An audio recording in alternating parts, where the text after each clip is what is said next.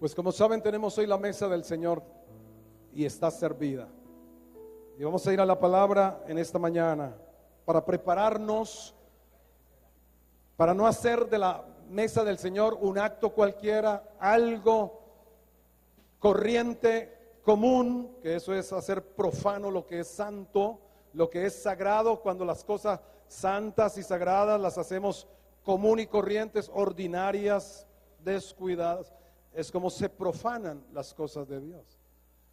Por eso venir a la mesa del Señor implica que nosotros mismos juzguemos nuestros corazones, que nos examinemos a nosotros mismos, que nos probemos a nosotros mismos. Y quiero compartir con ustedes de Hebreos capítulo 8, los versículos 6 al 12, este tema que le he puesto el título: en todo el mejor de todos. En todo el mejor de todos. Hebreos 8, 6 al 12. Creo que este versículo 6 es el mejor de todos los versículos. Usted se va a dar cuenta por qué. 8:6 de Hebreos. Dice, pero ahora tanto mejor, número 1, ministerio es el suyo, por cuanto es mediador de un ¿qué? Mejor pacto, establecido sobre mejores promesas. 3 veces está declarando aquí la Escritura que es un mejor ministerio el del Señor Jesucristo como nuestro sumo sacerdote. Y aquí el escritor de Hebreos está comparando el antiguo pacto con el nuevo pacto, el Antiguo Testamento con el Nuevo Testamento. Y dice, mejor ministerio es el suyo, por cuanto es mediador de un mejor pacto, establecido sobre mejores promesas. Este nuevo pacto que nosotros recordamos, que nosotros renovamos de nuestra parte cuando venimos a la mesa del Señor, es mejor, el mejor en todo, de todos los pactos que Dios estableció. Aunque aquí en el contexto está comparando el Antiguo Testamento con el Nuevo, sin embargo, nuestro Dios es un Dios de pactos. Él ha establecido pactos desde el principio. Con Adán estableció pacto, con Noé estableció pacto, con Abraham estableció pacto, con Moisés estableció pacto, con David. Él es un Dios que establece pactos.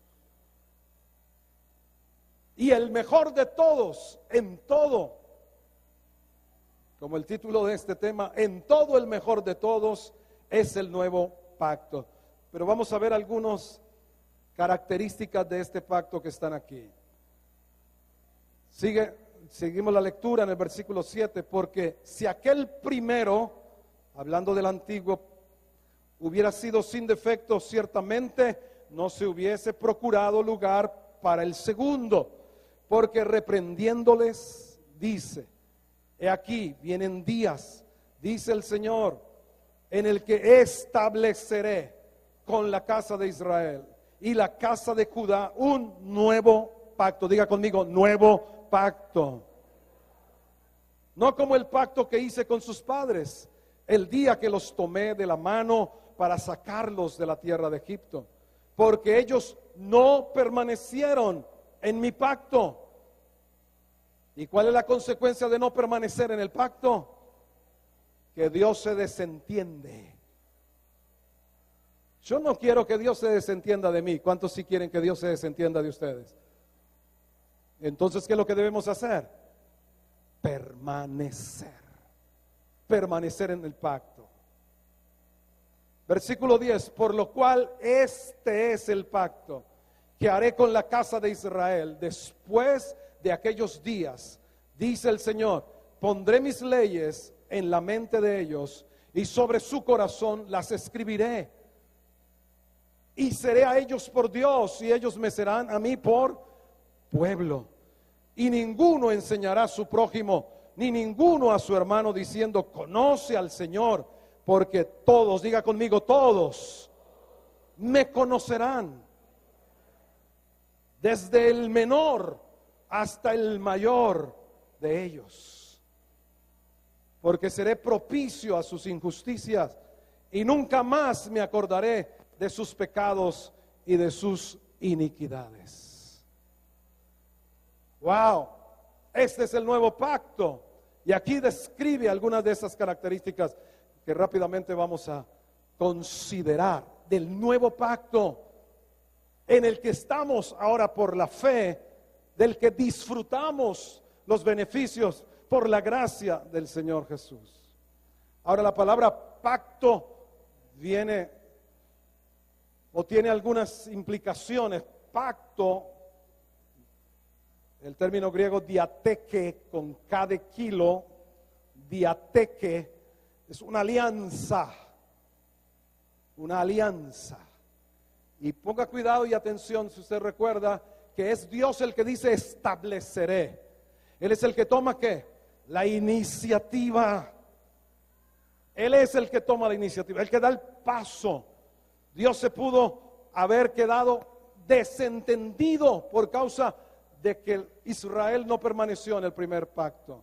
Dios se pudo haber desentendido de toda la raza humana. Aló, de ti y de mí se pudo haber desentendido. O por lo menos no haber dado oportunidad a un nuevo pacto. Israel no permaneció, por eso Dios se desentendió de ellos. Pero esta es una de las características de Dios. Nuestro Dios es el Dios de toda gracia. Dice el apóstol Pedro, primera carta, capítulo 5, versículo 10, mas al Dios de toda gracia. Y entonces en su gracia nos extiende otra oportunidad. Hay una nueva oportunidad de parte de Dios en este nuevo pacto. Luego Dios es el Dios de la otra oportunidad. Y al mirar con detenimiento las características que contiene este nuevo pacto, en primer lugar, el énfasis de este nuevo pacto, escuche muy bien, el énfasis es en tu interior. El énfasis del nuevo pacto es dentro de nosotros, donde Dios obra y establece, es en nuestro interior. Cuando dice, escribiré mis mandamientos en su corazón y en su mente. En el antiguo pacto, ¿dónde se escribieron los mandamientos? En unas tablas de piedra. Ahora, sin Cristo, antes de Cristo, antes de Cristo el corazón de todos nosotros era de piedra.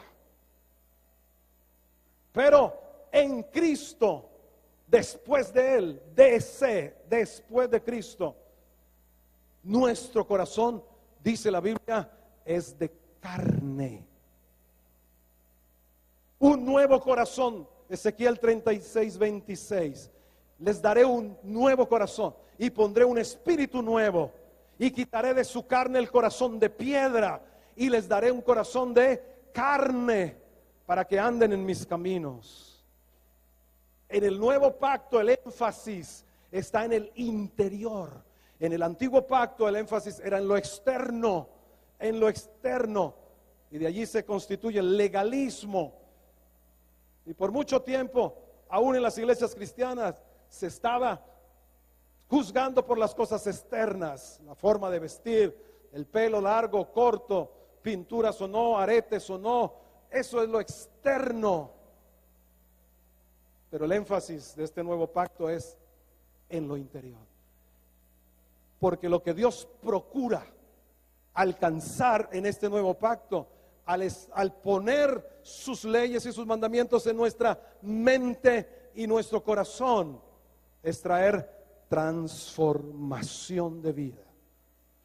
Las cosas afuera no serán transformadas, sino aquí adentro. Todo el énfasis a lo que apunta el Señor con el Espíritu Santo es a cambiar nuestros corazones y nuestros pensamientos, nuestra mente. Ahora, cuando usted medita la palabra de Dios, se está depositando en su corazón, se está depositando en su mente. Pero cuidado, cuidado de una cosa, el corazón se puede endurecer otra vez por la desobediencia. El corazón se endurece por el engaño del pecado. Y aunque Dios nos cambia el corazón, tú y yo somos responsables de no dejarlo volver a endurecer. Eso lo dice en Hebreos capítulo 3. Por el engaño del pecado se endurece el corazón.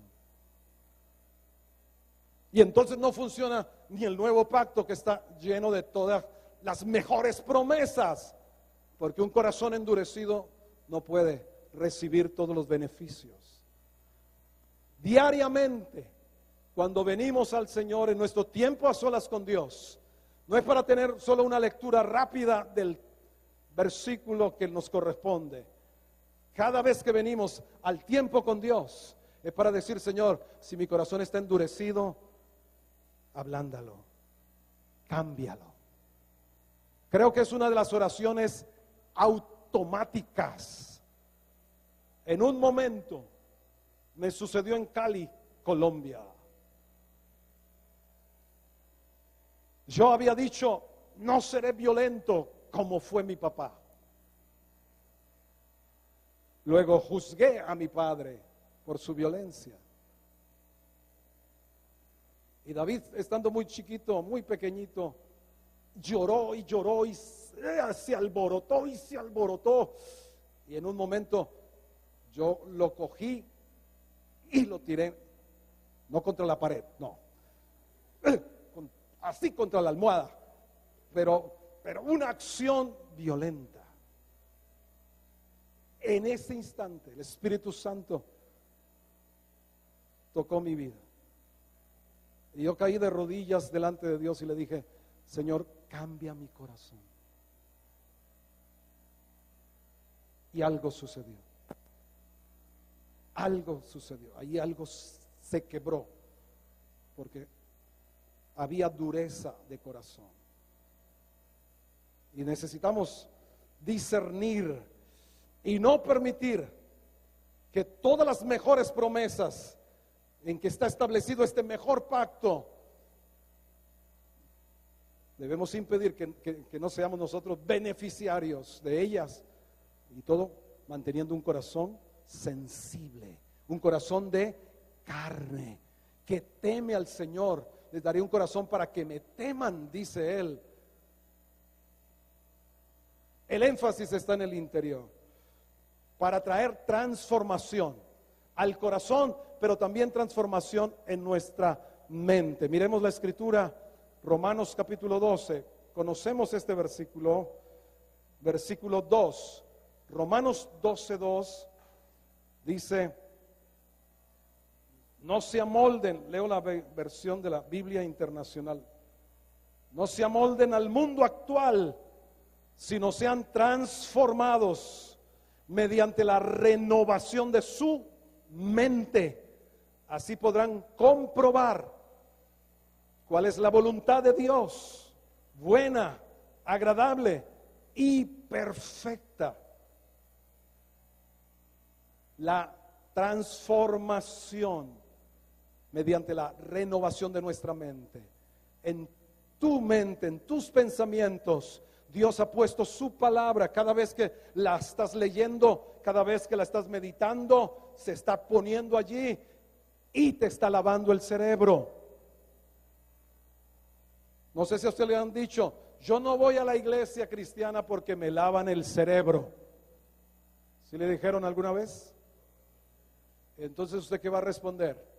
Pues precisamente es todo lo que yo necesito, que me laven este cerebro, porque está bien contaminado, bien viciado.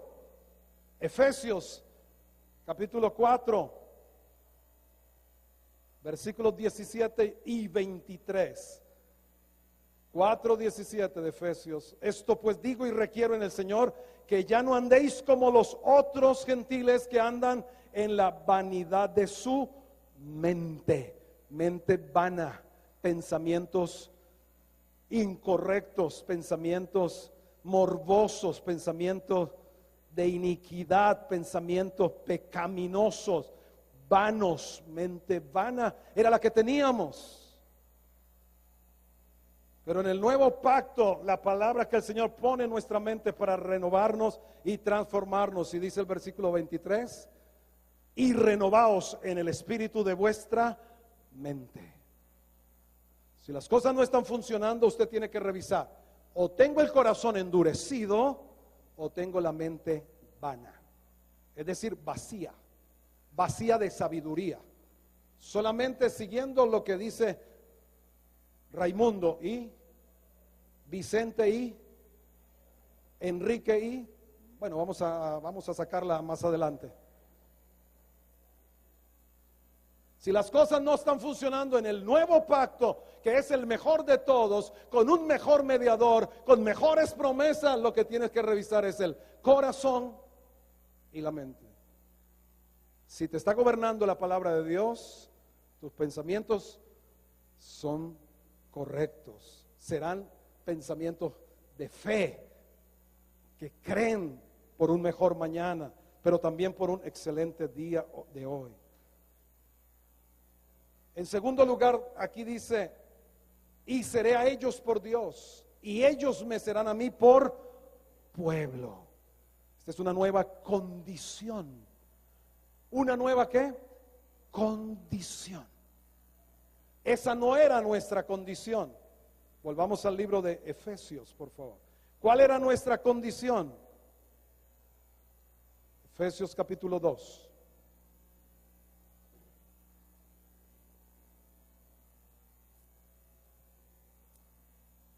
Vamos a leer versículos 11, algunos versículos del capítulo 2. Una nueva condición nos da este nuevo pacto a nosotros, los gentiles. Cuando usted encuentra la palabra gentil en la Biblia, significa todos los demás pueblos que no son Israel físico, el Israel, pueblo de Israel. Dice: por tanto, acordaos que en otro tiempo vosotros, los gentiles, en cuanto a la carne, erais llamados que incircuncisión por la llamada circuncisión hecha con mano en la carne. En aquel tiempo estabais, ¿cómo estábamos? Sin Cristo, alejados de la ciudadanía de Israel, ajenos a los pactos de la promesa, sin esperanza y sin Dios en el mundo. Pero ahora en Cristo Jesús, vosotros que en otro tiempo estabais lejos, habéis sido hechos que cercanos por la sangre de Cristo, porque Él es nuestra paz, que de ambos pueblos hizo unos, derribando la pared intermedia de separación. Y nosotros creíamos que estábamos bien con Dios, ¿sí o no? Yo estaba convencido antes de tener un encuentro con el Señor Jesucristo que yo estaba bien, que hasta Dios me debía algunas cosas a mí, que yo me portaba lo mejor posible, que yo lo buscaba a mi manera, pero lo buscaba. Si no hemos entendido lo que significa el nuevo pacto, es que nosotros no éramos pueblo de Dios, es que estábamos sin Cristo, estábamos sin Dios, estábamos sin esperanza, éramos ajenos a las promesas de Dios. Porque a veces pensamos que no, Dios no las debe todas, no lo merecemos todo, hasta que llegamos a la Escritura y la leemos con cuidado y leemos lo que ella dice, nos damos cuenta, estábamos en la olla.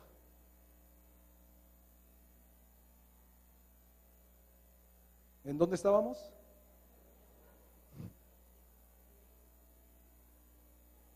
¿Y para dónde íbamos? Para la paila.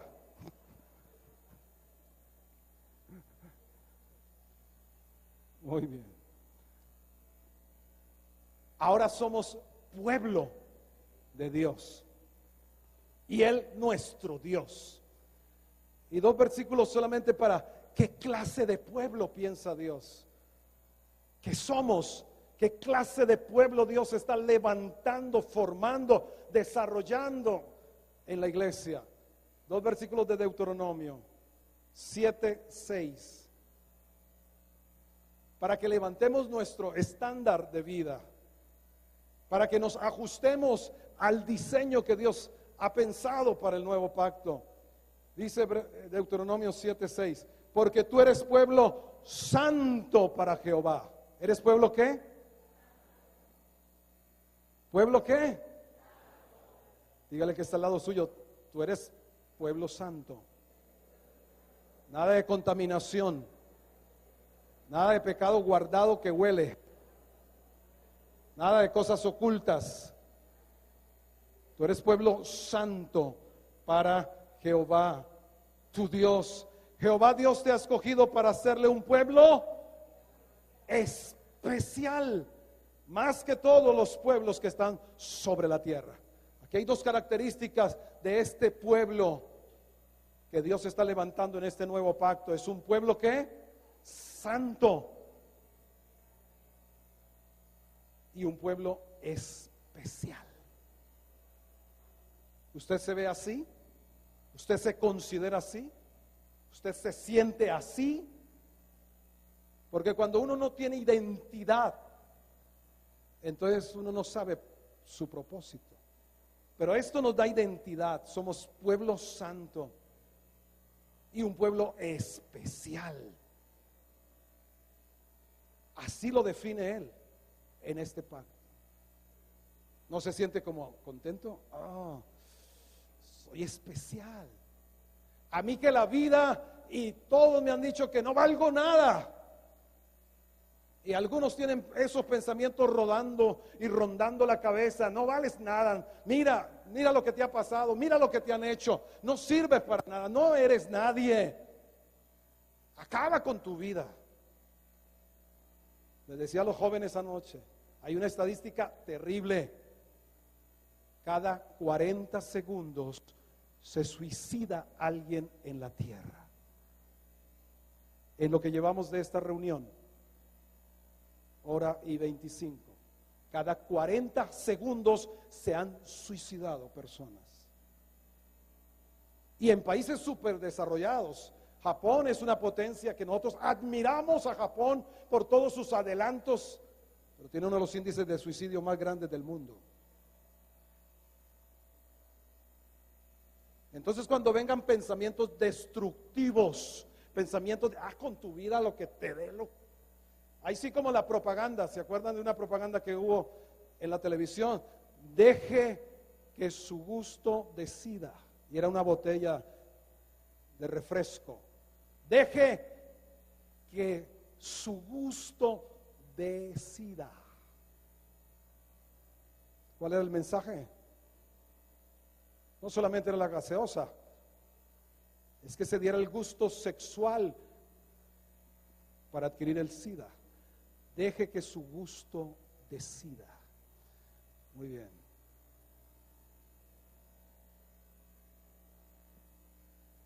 Deuteronomio 14:2. Seré a ellos por Dios y ellos serán mi pueblo. Dice 14:2, porque eres pueblo santo a Jehová, tu Dios. Vuelve el mismo énfasis. Y Jehová te ha escogido para que le seas un pueblo ¿qué? Único. Esta versión, Reina Valera, único entre todos los pueblos que están sobre la tierra.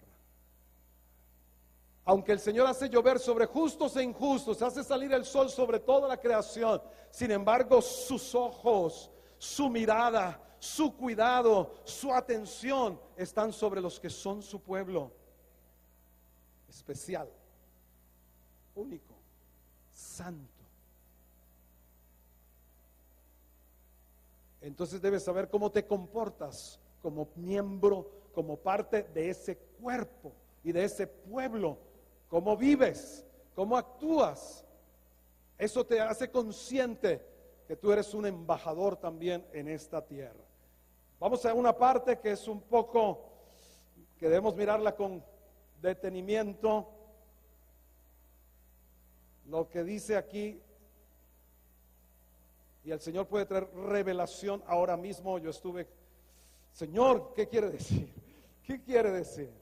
Versículo 11, estamos mirando los 4 aspectos que se definen del nuevo pacto. El primero, recordamos que es un énfasis en lo interior, que trae transformación, una nueva condición para ser su pueblo y Él nuestro Dios. Y lo tercero, versículo 11 de Hebreos 8, ninguno enseñará a su prójimo, ni ninguno a su hermano diciendo, conoce al Señor, porque todos me conocerán, desde el menor hasta el mayor de ellos. ¿Qué habla esta característica del nuevo pacto? Hay una revelación para todos. En el antiguo pacto la revelación era para el profeta o para Moisés, pues también era profeta, para el líder únicamente, para el sacerdote. Pero aquí dice, la revelación y el conocimiento de Dios en el nuevo pacto está al alcance de todos, desde el menor hasta el mayor. Todos le conocerán a Él.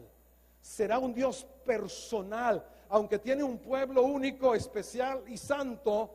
Sin embargo, el nuevo pacto es también una relación personal de cada uno de nosotros. Cada uno le puede conocer.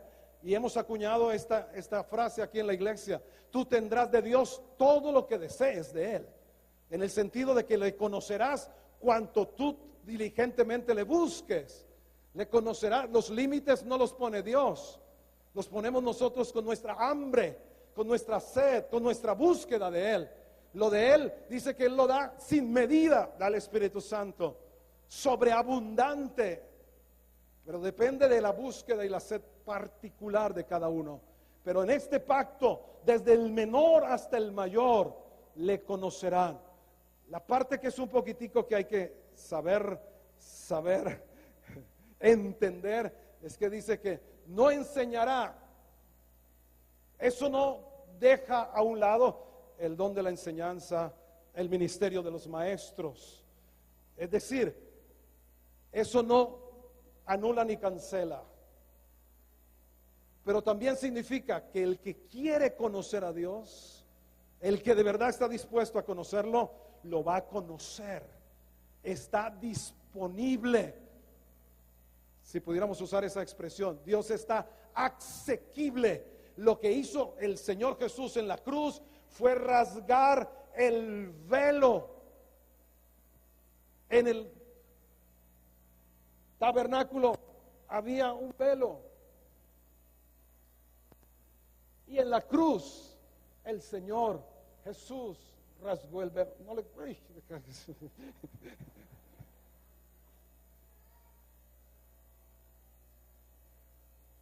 solo un hombre, una sola vez en el año, podía entrar al lugar santísimo. Solo uno, el sumo sacerdote, una vez por año. Ay, que el sumo sacerdote le diera por, no tengo nada que hacer, me voy para el lugar santísimo hoy. Allá quedaba carbonizado. Eso era bien complicado.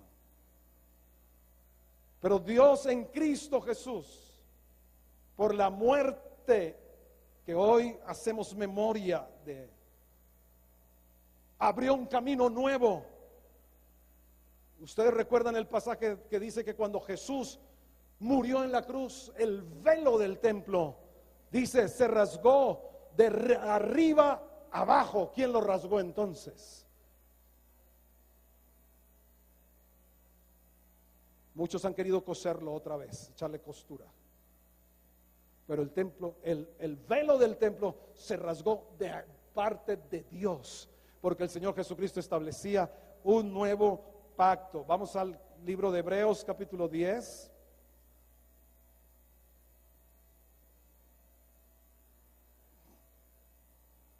Donde vuelve a hablar en el contexto desde el versículo 15 en adelante, repite nuevamente el nuevo pacto, pero yo quiero que leamos a partir del versículo 19. Así que, hermanos, teniendo libertad para entrar en el lugar santísimo por la sangre de Jesucristo, por el camino nuevo y vivo que Él nos abrió a través del velo, esto es su carne. Y teniendo un gran sacerdote sobre la casa de Dios, acerquémonos con corazón sincero, en plena certidumbre de fe, purificados los corazones de mala conciencia, lavados los cuerpos con agua pura. El camino quedó abierto, el velo se rasgó.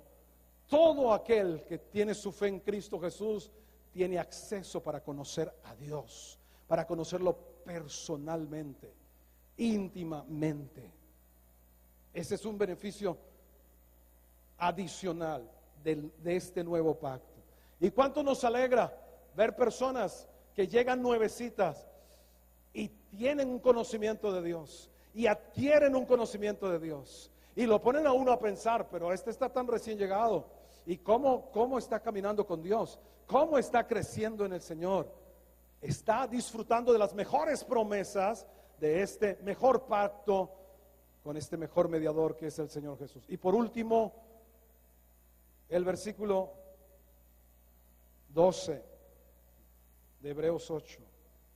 Porque seré propicio a sus injusticias y nunca más me acordaré de sus pecados y de sus iniquidades. Esa palabra propicio, propiciación en su sangre. ¿Ustedes se acuerdan de la parábola que Jesús dio sobre el fariseo y el publicano? ¿Se acuerdan de esa parábola? En el libro de Lucas. Que dos hombres subieron al templo ¿a qué?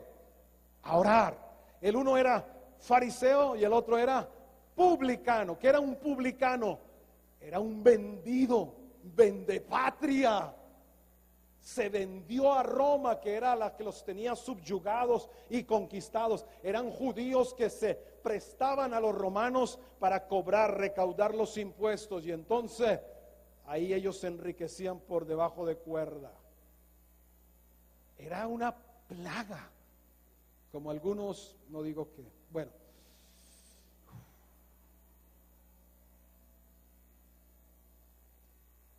Y el fariseo, puesto en pie, oraba, dice, consigo mismo. Se echaba cepillo el hombre. Dios, te doy gracias, que no soy como todos los hombres. Doy diezmo de todo lo que gano. Ayuno 2 veces por semana. Oro hasta que se me pare el ombligo. Y ni siquiera como ese publicano soy. Pero ¿qué hacía el publicano? Ni siquiera alzaba los ojos. Y todo lo que decía era: Señor, sé propicio a mi pecador. Entendamos qué era lo que Dios había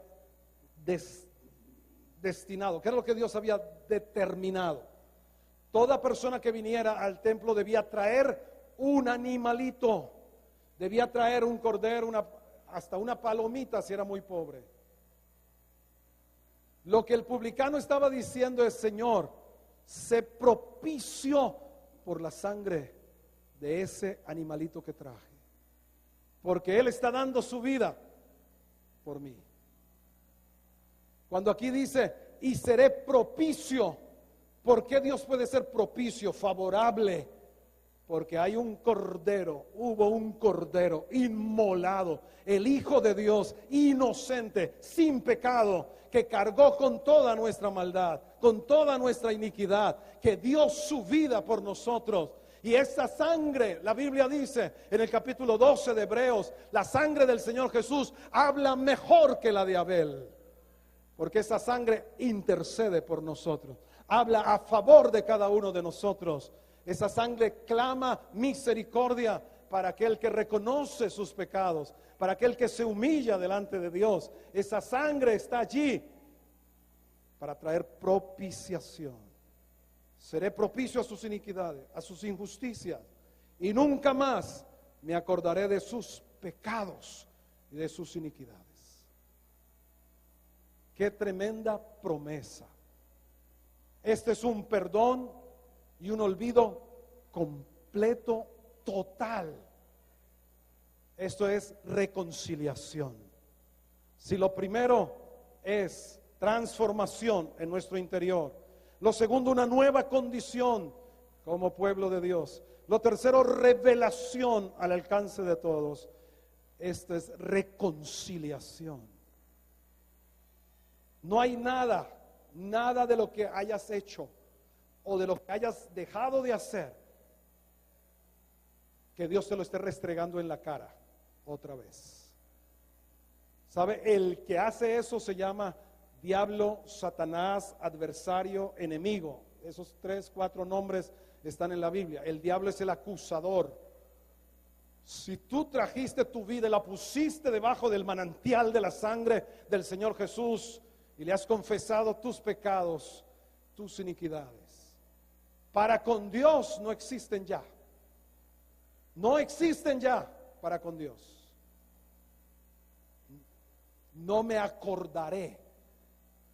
Otro pasaje que no lo tengo aquí escrito dice: echó el Señor detrás de él, a sus espaldas, nuestras iniquidades.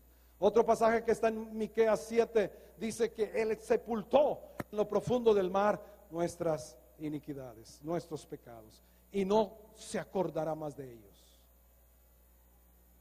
Culpa, vergüenza, condenación son 3 dardos del diablo para mantenerte paralizado, para decirte: con ese pasado, con eso que has hecho, ¿cómo pretendes servir a Dios? ¿Cómo pretendes servir a Dios? Con eso en lo que estuviste y practicaste, ¿cómo pretendes servir a Dios? Pues el nuevo pacto, en el nuevo pacto hay una reconciliación completa. No más culpa, no más vergüenza, no más condenación. Somos libres para servir a Dios. Somos libres, no solamente una canción que cantamos para correr, para danzar, para vivir en Él. No solamente es una canción, es una parte del nuevo pacto establecido sobre mejores promesas. Este pacto, ¿qué le costó a Dios establecer este pacto? ¿Qué le costó a Dios? Si Él mismo lo estableció, ¿qué le costó a Él que tenga vigencia este nuevo pacto? Gracias por la pregunta. Marcos 14, 24. Y ya nos estamos preparando para participar de la cena. Y les dijo, Marcos 14, 24, esto es mi sangre del nuevo pacto, que por muchos es derramada. Le costó la vida al Señor Jesús, al Hijo de Dios, al Dios hecho hombre. Ese fue el precio de este pacto, para que se pueda establecer, para que sea vigente. Por eso es un pacto que no será reemplazado por ningún otro. El primero fue reemplazado por el segundo. Este pacto de Dios Padre con Dios el Hijo a favor de la humanidad no será reemplazado por ninguno. Y hemos de crecer en conocer las mejores promesas, el mejor pacto, al mejor mediador, que es el Señor Jesús. Y de eso se trata la vida eterna, en que le conozcamos a Él, al Padre y al Señor Jesús que lo envió.